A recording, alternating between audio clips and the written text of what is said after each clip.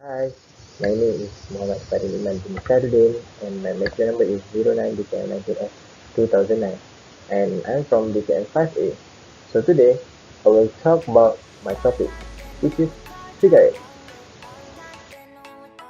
Okay, so this is the article that I searched at Google, and this is from the Age Malaysia Weekly.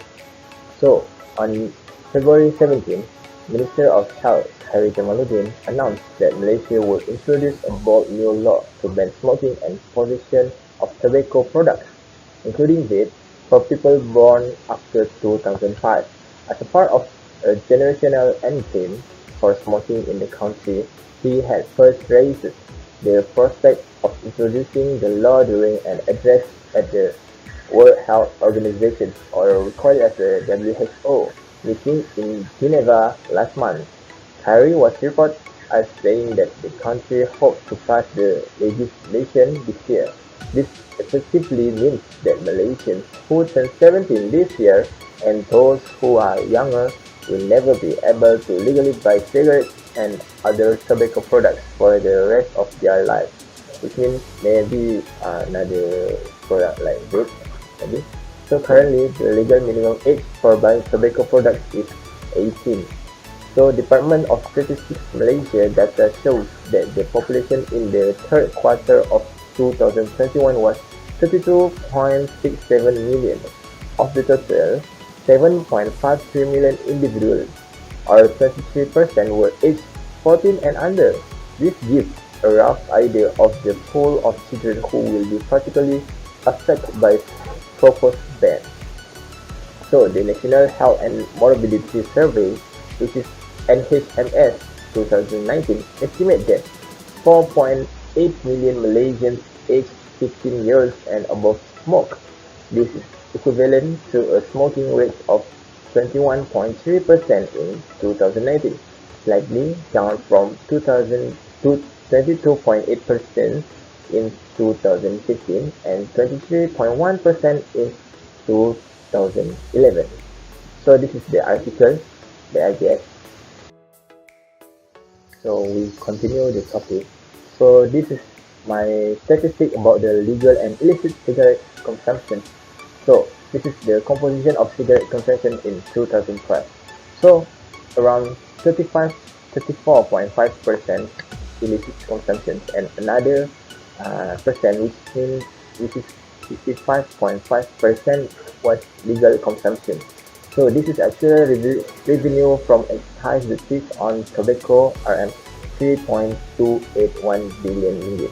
And then the estimated tax loss from illicit consumption was RM 1.918 billion. I think it's a lot. And then lost excise revenue is RM 1.810 billion ringgit. And last but not least, the lost sales tax revenue is RM 108 million ringgit. So this is the statistic about the legal and illicit cigarettes that I searched, and the source from Oxford Economics or Finance Ministry. So we continue about the cigarettes. So as you can see at this slide, this is the illicit cigarette bar graph. So this is what I find the incidence of illicit cigarettes from 2011 to 2021.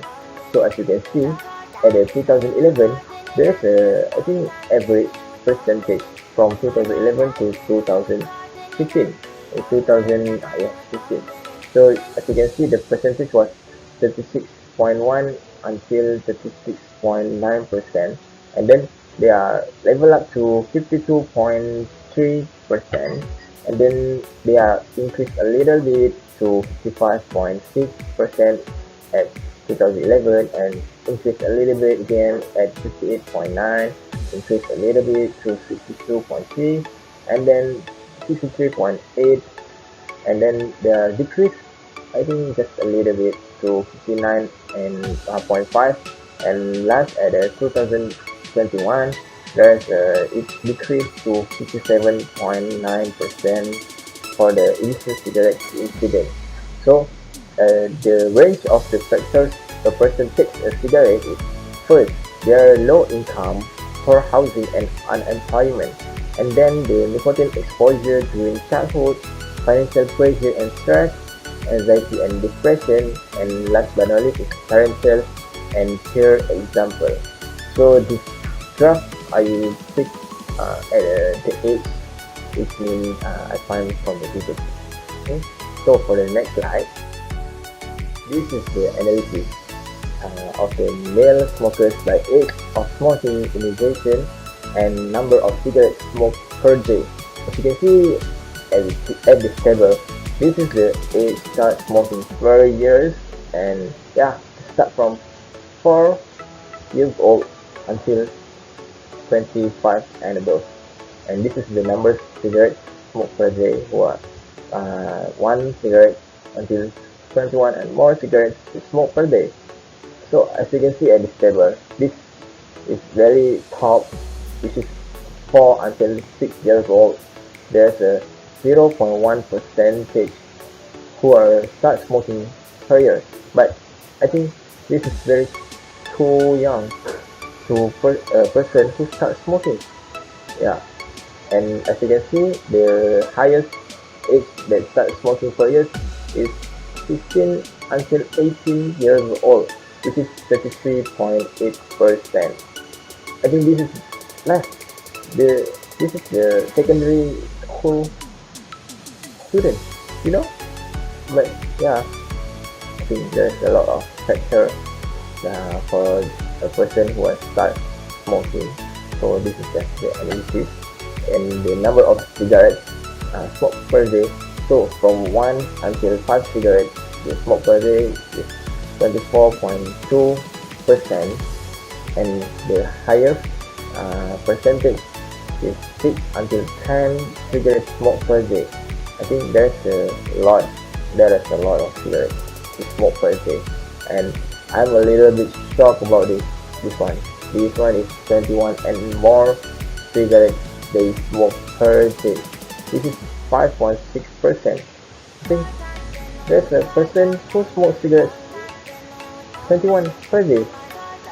I think yeah, there's a lot of how can they finish. But yeah, this is just the analysis that I find. So this is the analysis about the age start for a person who are smoking and the number of cigarettes they smoke, the cigarettes smoked per day. So in conclusion, it raises awareness that unless public health efforts are taken broadly and comprehensively, tobacco will remain a primary contributor to premature morbidity and mortality in Malaysia. Public health policies and action need to focus on high-risk subpopulations identified through this survey, principally younger, rural, millennials, and from lower income groups and with less formal education. So that's all from me. Thank you. Bye bye.